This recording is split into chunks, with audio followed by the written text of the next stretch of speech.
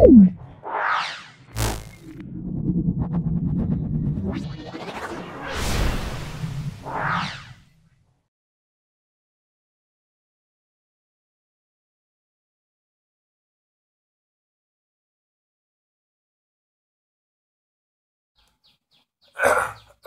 আজকে আমরা তিনটি স্কুল করব।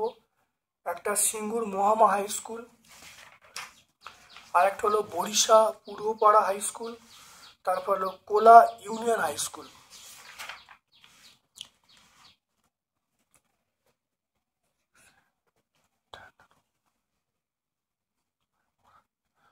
তাহলে চলে এসো আজকে সিঙ্গুর মহামা হাই স্কুল। একটি বস্তু জলে নিমজ্জিত অবস্থায়, ওজন হলো 30 গ্রাম ওয়েট। বস্তুটি যে তরল অপসারণ করে তার ওজন হলো 30 গ্রাম ওয়েট। তাহলে বস্তুটির ওজন কত হবে? বস্তুটির ওজন আমরা বলবো 30 প্লাস 30 60 গ্রাম ওয়েট। তাই 30 প্লাস 30 60 গ্রাম ওয়েট।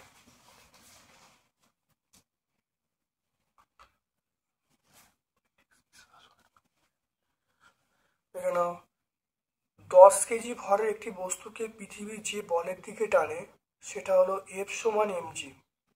m এর মান 10, g এর মান 9.8, এটা হলো 98 নিউটন।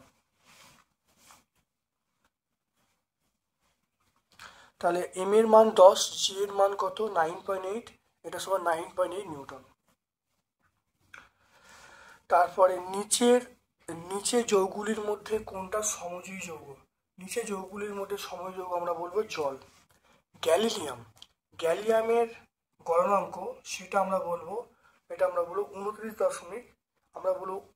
29.78 degree centigrade. নিউটনের দ্বিতীয় সূত্র দেখে নাও। নিউটনের দ্বিতীয় গতিসূত্র লিখতে বলছে। নিউটনের দ্বিতীয় গতিসূত্র দেখে নাও। স্থির ভরের বস্তুর উপর কোনো কার্যকর বল প্রয়োগের ফলে বলের অভিমুখ এবং বস্তুর ত্বরণ সৃষ্টি হয়, ওই ত্বরণ বলের সমানুপাতিক হয়। এটা নিউটনের দ্বিতীয় সূত্র, বা আমরা এরকম, ঠিক আছে। তারপরে চলে এসো এসআই পদ্ধতিতে মহাকর্ষ ধ্রুবকের মান।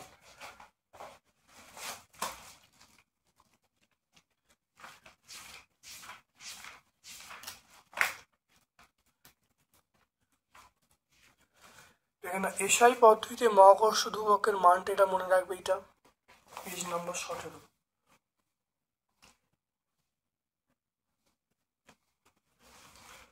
তারপর দেখো, ফেরাস সালফাইডের সঙ্গে লঘু সালফিউরিক অ্যাসিড বিক্রিয়া করলে পচা ডিমের মতো গন্ধ উৎপন্ন হয়। গ্যাসটি কি? বিক্রিয়া লিখতে বলছে। নাও FeS প্লাস H2SO4 সমান FeSO4 প্লাস H2S। আমরা এই বিক্রিয়া লিখে দেবো, খুব ইম্পর্টেন্ট বিক্রিয়া। আমাদের টেক্সট বই 62 পেজে পাবো, 62 পেজ। তারপর দেখো Ca3PO4 অণুতে ক্যাটায়ন আয়নের চার্জ কত?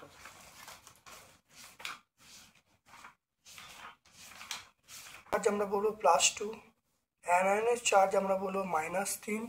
তাহলে ক্যাটায়নের চার্জ +2, অ্যানায়নের চার্জ -3। আর এখানে মোট চার্জ 0 হবে। মোট চার্জ 0 হবে। এটা কি করে হচ্ছে দেখে নাও।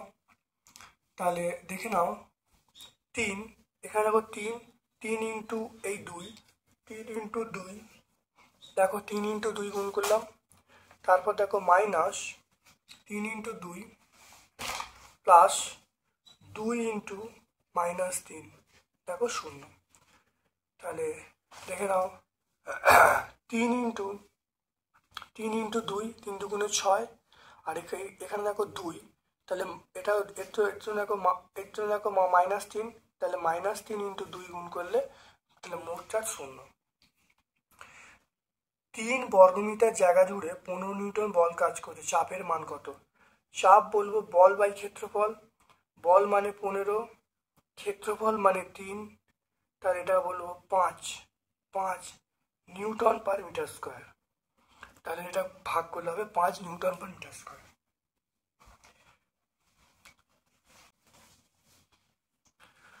তাহলে 15/3 5 নিউটন পার মিটার স্কোয়ার। এরপর দেখো জীবন বিজ্ঞান পোর্শনে দেখো চোখের রেটিনায় মৃদু আলো শোষণে সক্ষম, মৃদু আলো শোষণে সক্ষম আমরা বলবো সেটা হলো রড কোষ। উদ্দীপনা গ্রহণ এবং তাকে উদ্দীপনায় সাড়া দেওয়া, এটা আমরা বলবো মস্তিষ্ক। তাহলে দেখো তারপরে বলেছে প্রোটিনের গোটানো অংশকে ক্রোমোজোম বলে। দেখে নাও প্রোটিনের গোটানো অংশকে আমরা কি বলবো, এটা এর আগে কিছু ছিল, যাই হোক এই উত্তরটা হবে প্রোটিনের গোটানো অংশকে আমরা ডিএনএ বলবো। ডিএনএ মানে কুণ্ডলিখিত অংশকে আমরা ডিএনএ বলবো। তারপর দেখে নাও রঞ্জক কাকে বলে। অর্থাৎ বিভিন্ন রঙের যে রাসায়নিক পদার্থ বস্তুকে রঞ্জিত করে, অর্থাৎ আমরা বলবো বিভিন্ন রকমের পদার্থ যেগুলো বস্তুকে রঞ্জিত করে তাকে আমরা রঞ্জক বলবো। ক্রোমোপ্লাস্টিড কাকে বলে? ক্রোমোপ্লাস্টিড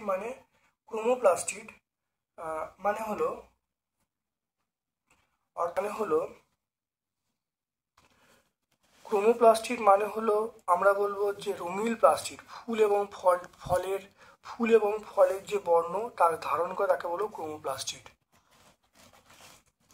এটা আমরা 178 পেজে পাবো। আচ্ছা, এরপর দেখো লোহিত কণিকার একটি বৈশিষ্ট্য লিখতে হবে। লোহিত কণিকার বৈশিষ্ট্য, দেখো দুপাশ চ্যাপ্টা চাকতির মতো এবং এর ফলে বিভিন্ন ব্যাসের রক্তনালীর মধ্য দিয়ে রক্ত যাতায়াত করতে পারে, অক্সিজেন পরিবহনে সুবিধা হয়। এটা 166 পেজ নাম্বার আমরা বলবো 166। এরপর চলে এসো বরিশা পূর্বপাড়া হাই স্কুল। দেখো এসআই পদ্ধতিতে অভিকর্ষ ত্বরণের মান। এসআই পদ্ধতিতে অভিকর্ষ ত্বরণের মান আমরা বলবো 9.8 মিটার পার সেকেন্ড স্কোয়ার। পচা ডিমের মতো গন্ধযুক্ত গ্যাস, সেটা আমরা বলবো H2S। চৌম্বক ধর্ম আছে যেটা, চৌম্বক ধর্ম লোহা নিকেল কোবাল্ট, তার নিকেল বলবো। পারদের যে স্ফুটনাঙ্ক সেটা হলো 357 ডিগ্রি সেন্টিগ্রেড।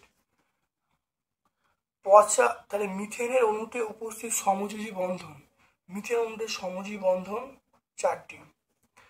এখানে দেখে নাও এই যে নাইট্রোজেন দেখো এটা হলো তাহলে প্রোটন সংখ্যা 7টা আর নিউট্রন সংখ্যা মানে 14 থেকে 7 বাদ, তাহলে 14 থেকে 7 বাদ 7 হবে। একটি ঋণাত্মক মূলক আমরা কি বলবো, ঋণাত্মক মূলক, সেটা আমরা বলবো Cl মাইনাস বলবো, মাইনাস হবে, তাহলে S2 মাইনাস হবে এগুলো। উদাহরণ দেখো NO3 মাইনাস, তাহলে আমরা উদাহরণ দিতে পারি, তাহলে মূলকের উদাহরণ দিতে পারি, দেখো NO3 মাইনাস বা SO2 মাইনাস, এগুলো আমরা বলতে পারি। আচ্ছা, এরপর চলে এসো বর্ণহীন নাইট্রিক অক্সাইড গ্যাসকে অক্সিজেনে আনা হলো।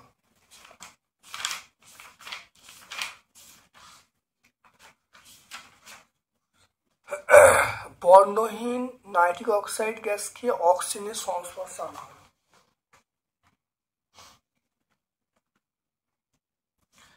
তাহলে আমরা বলবো তাহলে NO তার সঙ্গে অক্সিজেন বিক্রিয়া করা হলো, সেটা NO2 উৎপন্ন হলো। তাহলে দেখে নাও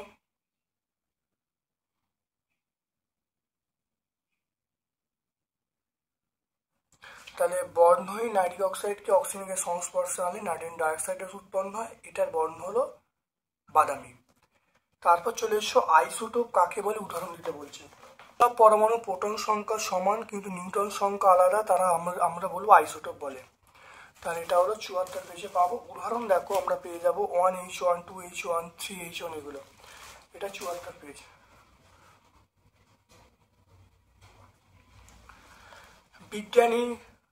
বিজ্ঞানী নিউটনের মহাকর্ষ বল সম্পর্কিত সমীকরণটা লিখতে বলছে।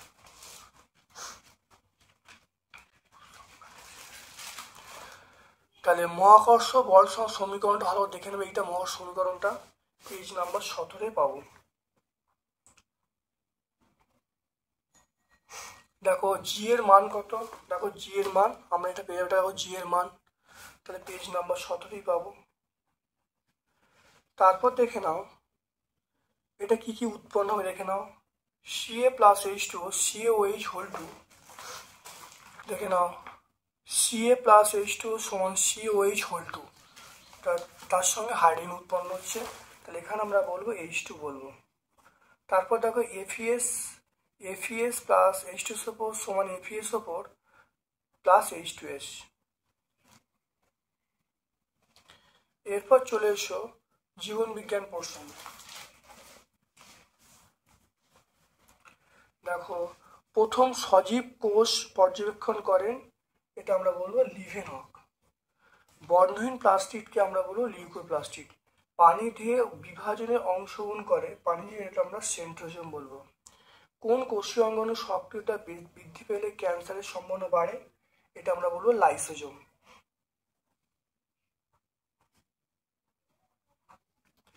নিউক্লিওপ্লাজম কাকে বলে, নিউক্লিওপ্লাজম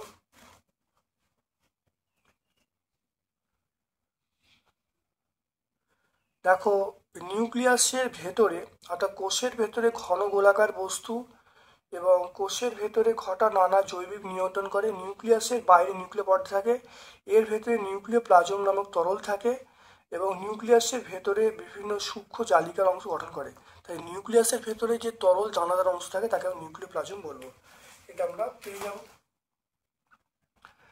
তারপরে চলে এসো প্রোটিন সংশ্লেষকারী কোষ অঙ্গাণুর নাম কি। প্রোটিন সংশ্লেষকারী দেখো প্রোটিন সংশ্লেষকারী কোষ অঙ্গাণুর নাম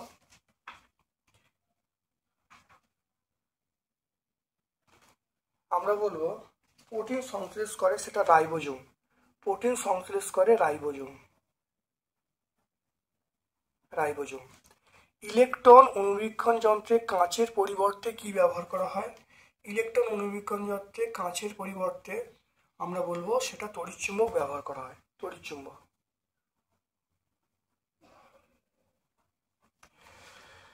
তারপরে দেখো আত্মীয় থলি কাকে বলে এবং কেন বলে।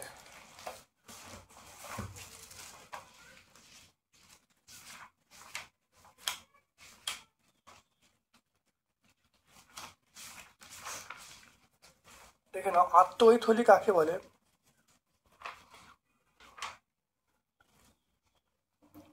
দেখে নাও লাইসোজোম যে কোষে থাকে সেই কোষকেই ধ্বংস করে, তাই লাইসোজোমকে আমরা আত্মহৈথলি বলি। পেজ নাম্বার 175 বলবো, পেজ নাম্বার 175। ক্রিস্টি কি, দেখে নাও এর পরের প্রশ্ন, ক্রিস্টি কি, এর কাজ কি। মাইটোকন্ড্রিয়ার অন্তঃপর্দা ভাঁজ হয়ে যে উপাদান গঠন করে বা যে অঙ্গাণু গঠন করে তাকে ক্রিস্টি বলবো।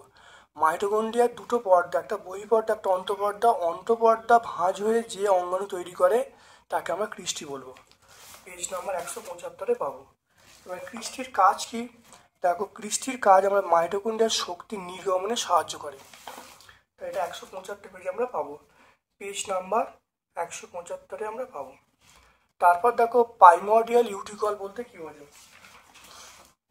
দেখো উদ্ভিদ কোষের গহ্বরের বাইরে কোনো পর্দা থাকে না, গহ্বরের আকার ক্রমশ বাড়তে থাকে। নিউক্লিয়াস সহ সাইটোপ্লাজমে কোষ প্রাচীর ভেতরের দিকে কোষের পরিধির দিকে সরে যায় এবং গহ্বরকে বেষ্টন করে সাইটোপ্লাজম এরকম বিন্যাসকে আমরা বলবো প্রাইমর্ডিয়াল ইউটিকল। এটা পেজ নাম্বার 177 পেয়ে যাব। এরপর চলে এসো কোলা ইউনিয়ন হাই স্কুল।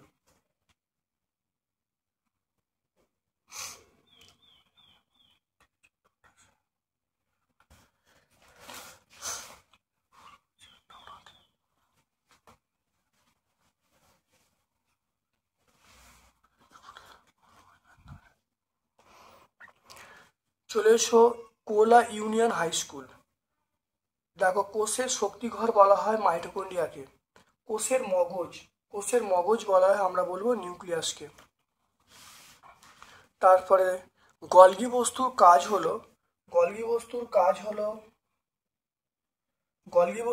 হলো আমরা বলবো ক্ষরণ। তারপরে দেখো ব্যাকটেরিয়া ঘটিত রোগ আমরা বলবো যক্ষ্মা।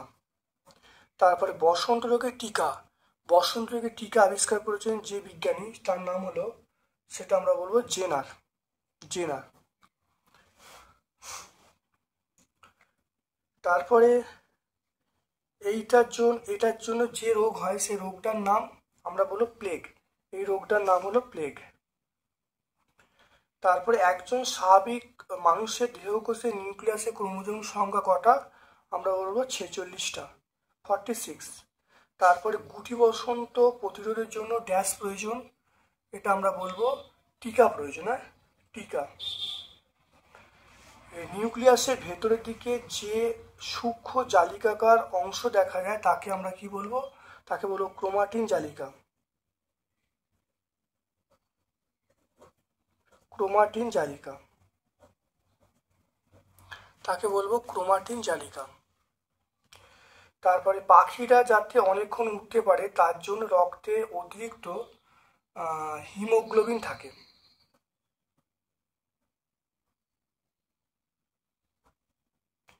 কি থাকে? এটা হিমোগ্লোবিন থাকে। ড্যাশ তারিখটি বিশ্ব ম্যালেরিয়া দিবস হিসেবে পালন করা হয়, এটা আমরা বলবো 25শে এপ্রিল। তাহলে 25শে এপ্রিল, 25শে এপ্রিল আমরা কি বলবো, ম্যালেরিয়া দিবস হিসেবে পালন করা হয়। যোগ কলার দুটো কাজ, পরের প্রশ্ন চলে এসেছে, যোগ কলার দুটো কাজ নাও। যোগ কলার দুটো কাজ হলো, দেখে নাও। এটা বিভিন্ন অঙ্গ কলার মধ্যে যোগাযোগ রক্ষা করে, আর রোগ প্রতিরোধের ভূমিকা গ্রহণ করে, আর দেহের কাঠামো গঠন করে, দেহের ভার বহন করে। এটা পেজ নাম্বার 171-এ পেয়ে যাব। আচ্ছা, ডিএনএ। ডিএনএ পুরো অর্থ হলো ডিঅক্সিরাইবো নিউক্লিক অ্যাসিড। ডিএনএ পুরো অর্থ হলো deoxyribo nucleic acid.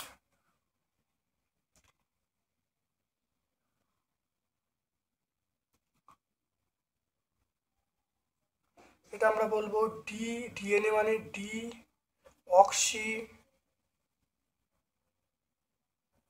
Ribo nucleic acid.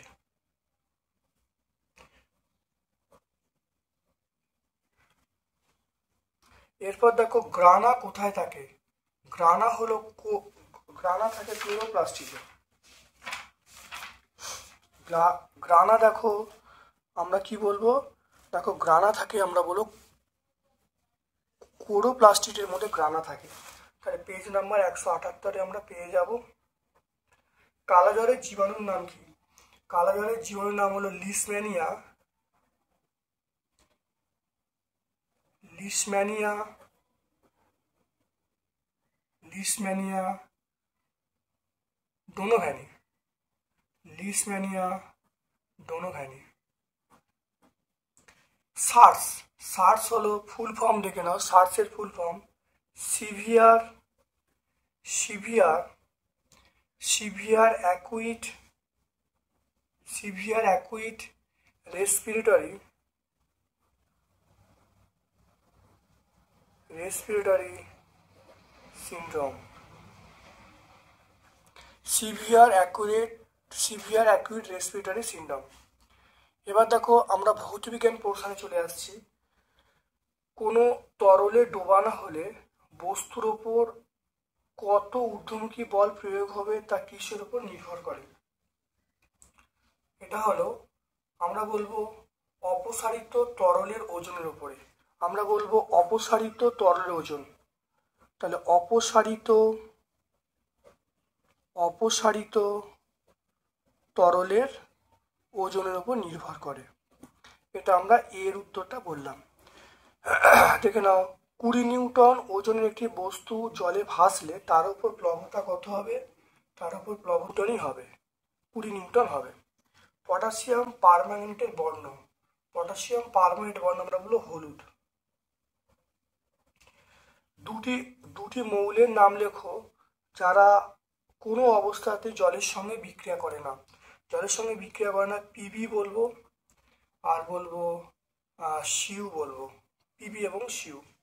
রক্ত, দেখো রক্ত জমাট বাঁধতে কোন ধাতব আয়নটি গুরুত্বপূর্ণ ভূমিকা গ্রহণ করে? এটা বলবো calcium ion, Ca2+, calcium ion Ca2+। PbNO3 PbNO3 যৌগে উপস্থিত ধাতু এবং অধাতু। তাহলে আমরা বলবো ধাতুটা হলো Pb, আর অধাতুটা হলো আমরা বলবো অধাতু একটা নাইট্রোজেন, একটা অক্সিজেন। তাহলে ধাতু হলো Pb, অধাতু নাইট্রোজেন এবং অক্সিজেন। তারপরে চলে এসো তুমি 2 এরটা, তুমি ব্যাটারি তড়িৎদ্বার তৈরি করতে গ্রাফাইটের বদলে কি ব্যবহার করবে?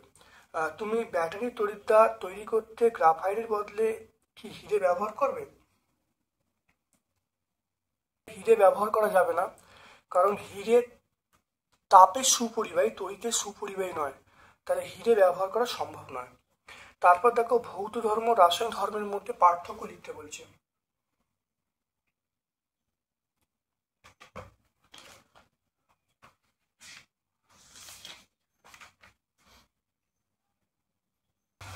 দেখে নাও ভৌত ধর্ম বলতে ভৌত ধর্মের সংজ্ঞা অর্থাৎ যেসব পদার্থ, অর্থাৎ দেখো যেগুলো বাহ্যিকভাবে আমরা নির্ণয় করতে পারি সেই ধর্মগুলোকে আমরা ভৌত ধর্ম বলবো।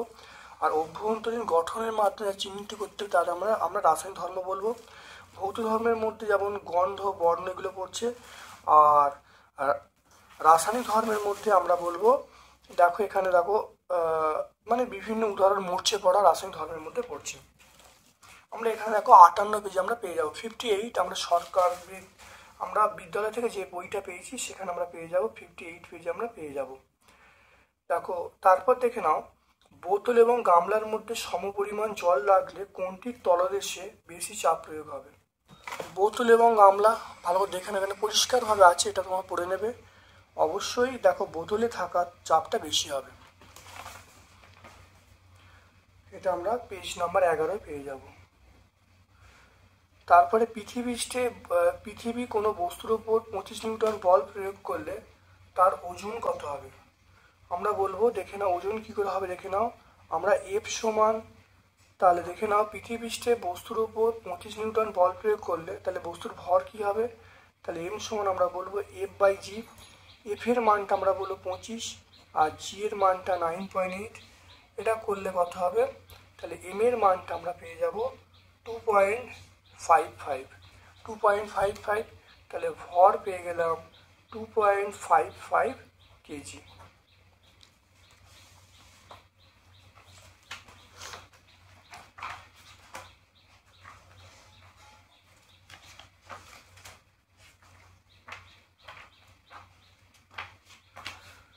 তাহলে আজকে আমরা এখানেই ভিডিওটা শেষ করলাম। আমার পক্ষ থেকে সকলকে ধন্যবাদ এবং শুভ কামনা জানাচ্ছি।